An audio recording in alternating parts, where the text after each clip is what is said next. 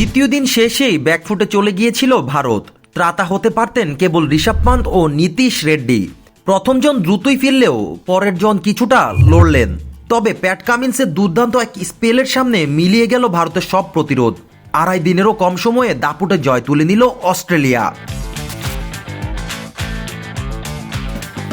Border Gavaskar ট্রফির দ্বিতীয় টেস্টের তৃতীয় দিনের প্রথম সেশনে 10 উইকেটে জিতেছে অস্ট্রেলিয়া।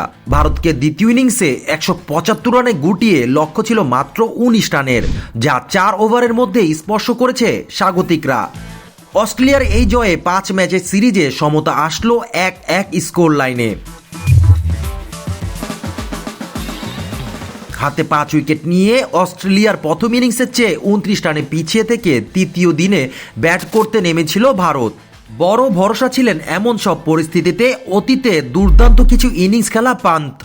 তবে মিচেল স্টার্কের করা দিনের প্রথম ওভারে স্লিপে স্টিভ স্মিথের হাতে ক্যাচ দিয়ে ফেরেন তিনি।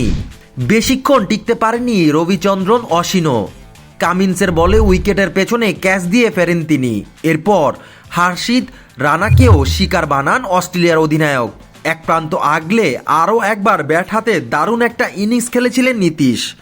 তবে ছন্দে থাকা কামিন্সের সামনে তিনিও পারেননি ইনিংস বড় করতে। 47 বলে করেন 42 রান। 57 রানে 5 উইকেট নেন কামিন্স। স্কট বোল্যান্ড 3টি আর স্টার্ক 2টি। এরপর মাত্র 19 রানের টার্গেট তাড়া করতে খুব বেশি সময় নেননি অস্ট্রেলিয়ার ওপেনাররা। Mainul Hossain, ultimate sports.